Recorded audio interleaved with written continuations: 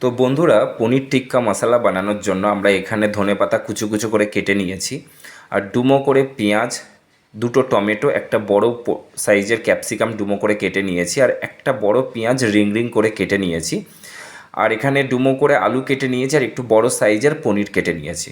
এবার সমস্ত আইটেমগুলো আমরা একটা বড় বোলের মধ্যে নেওয়ার পরে, আর এই যে রিং রিং করা পেঁয়াজটা এটা রেখে দেবো, এটা পরে ব্যবহার করব। এখানে এখন আমরা অ্যাড করব 200 গ্রাম টক দই। তারপরে আমরা এখানে গার্লিক জিঞ্জার পেস্ট দেব, আদা রসুনের পেস্ট 2 চামচ। পরিমাণ মতো কাসুরি মেথি দেব, একটু হাতে ম্যাশ করে নেব। এরপরে সামান্য নুন দেব, আর বাকি নুনটা পরে ব্যবহার করব। এখন অল্প নুন দিয়ে ম্যারিনেট করে রাখার জন্য দিয়ে দেব 2 চামচ মতো লঙ্কার গুঁড়ো, দিয়ে দেব 2 চামচ জিরের গুঁড়ো, দিয়ে দেব 2 চামচ হলুদ গুঁড়ো, দিয়ে দেব 2 চামচ ধনে গুঁড়ো, আর দিয়ে দেবো পরিমাণ মতো সাদা তেল। দিয়ে এটাকে ভালো করে মিক্সিং করতে হবে, যাতে পনিরের গায়ে সমস্ত মশলাগুলো লেগে যায়। এবং এটাকে ঢাকা চাপা দিয়ে 30 to 45 মিনিটস আমরা এটাকে রেখে দেবো। যত বেশিক্ষণ রাখা যাবে মশলাগুলো পনিরের মধ্যে ঢুকবে। এইবার আমরা এদিকে একটা কড়াইতে সামান্য তেল, কারণ আমরা পনিরে অনেকটাই তেল দিয়েছি, এরপরে এর মধ্যে আরও অনেক কিছু জিনিস অ্যাড হবে, ওই জন্য খুব অল্প পরিমাণ তেল দিয়ে আলুগুলোকে আমরা একটু হালকা করে ভেজে নেব।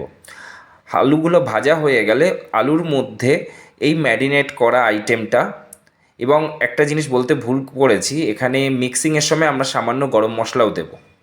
তো আলুটা ভাজা হয়ে গেলে আমরা এই ম্যারিনেট করার জিনিসগুলো কড়াইতে দিয়ে দেব, দিয়ে অনেকক্ষণ ধরে কষতে থাকবো।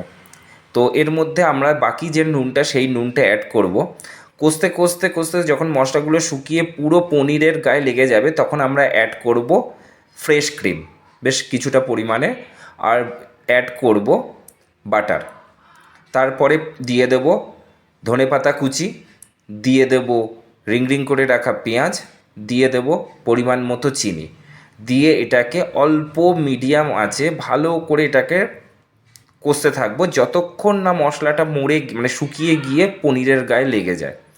সেই অবস্থা অবধি আমরা এটাকে কষাতে থাকবো। কষানো হয়ে গেলে এটাকে ঢাকা দেবেন না, এমনি নর্মাল রেখে দেবেন, মানে ঢাকা ছাড়াই রান্না করবেন, কারণ পনিরটা তো ভাজা না, কাঁচা পনির ভেঙে যাওয়ার চান্স থাকতে পারে।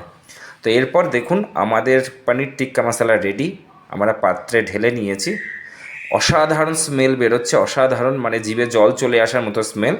দারুণ হয়েছে দেখতে, খুবই লোভনীয়। তো কেমন লাগলো জানাবেন। টাটা।